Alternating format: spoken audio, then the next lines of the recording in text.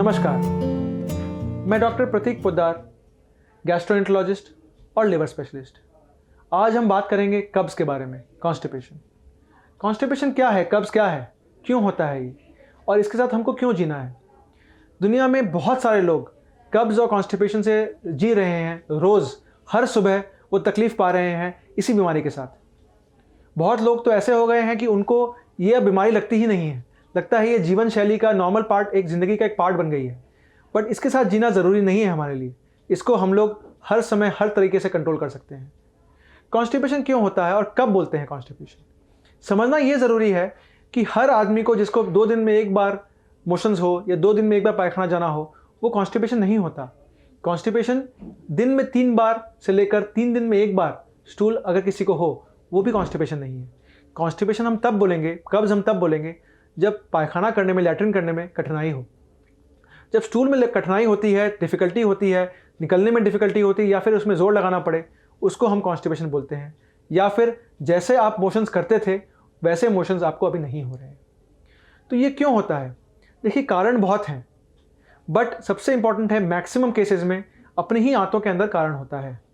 कुछ लोगों में ऐसा होता है कि स्टूल बनना जो होता है वो बहुत धीरे हो जाता है। हमारी आंतें जो होती हैं, अंतड़ियाँ जो होती हैं, वो 25 फुट से 20-25 फुट से लंबी होती है।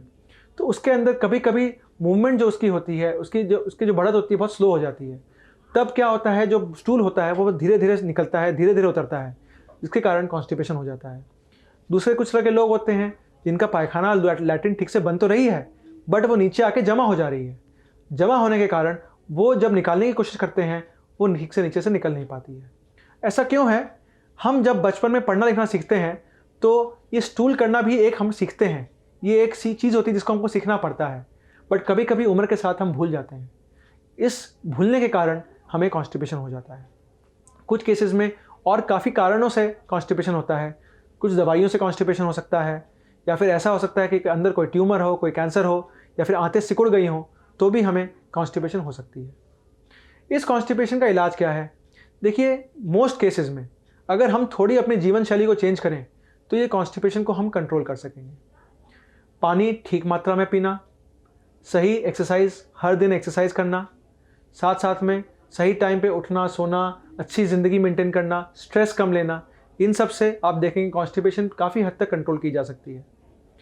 अच्छी फाइबर वाली डाइट, जहाँ पर साग, सब्जियाँ, हरी सब्जियाँ एंड आपकी सलाद खाएँ, अगर खाया जाए तो आप कॉन्स्टिपेशन को कंट्रोल कर सकते हैं। जिस केसेस में कॉन्स्टिपेशन कंट्रोल में नहीं आता है, या फिर हमको ऐसा लगता है कि कुछ कॉन्स्टिपेशन के कुछ और कारण हो सकते हैं, जैसे लोगों को जहाँ वेट लॉस हो रहा हो, वज़न कम हो रहा हो, भूख कम हो रही हो, पॉटी में खून निकल रही हो, इन केसेस में हम लोगों को कभी कभी कुछ स्पेशल टेस्ट करने पड़ते हैं। तो डॉक्टर साहब आपके स्पेशल टेस्ट करेंगे। जैसे कभी हुआ कोलोनोस्कोपी, यहाँ पर एक छोटा सा कैमरा हम अंदर डालते हैं, पाइप पे कैमरा लगा होता है और वो धीरे से अंदर डाला जाता है, देखने के लिए, जाँचने के लिए कि किस कारण से कॉन्स्टिपेशन हो रहा है। कभी कभी सीटी स्कैन की दरकार पड़ती है, कभी हम मैनोमेट्री या फिर एक कोलोन ट्रांजिट टाइम बोल के टेस्ट करते हैं, जिससे हम कॉन्स्टिपेशन की समस्या का कारण और उसका इलाज भी समझ सकते हैं। इलाज बहुत डिफ़िकल्ट नहीं है। हम लोग काफ़ी दवाइयाँ हमारे पास अभी हैं जिनको देकर हम इस बीमारी को कंट्रोल कर सकते हैं। ये समझना ज़रूरी है कि इन दवाइयों से दवाई की आदत नहीं पड़ती है। ये दवाइयाँ जो होती हैं ये हमारे अच्छाई के लिए दी हुई हैं, हमारी सहूलियत के लिए दी हुई हैं। अगर हम बीमारी को भोग भोग कर दवाइयों को अवॉइड करें तो उससे हमें फ़ायदा नहीं होगा। किसी आदमी को अगर डायबिटीज़ है, वो अगर शुगर की दवाई ना ले, इंसुलिन ना ले, तो वो तकलीफ़ पाएगा। वैसे ही कॉन्स्टिपेशन में भी जो तकलीफ़ पा रहे हैं, कुछ सिंपल दवाइयों से उनको काफ़ी हद तक आराम दिया जा सकता है, और उन दवाइयों के ज़्यादा साइड इफ़ेक्ट्स भी कुछ नहीं होते। कभी तो हम लोग सिर्फ फाइबर देते हैं।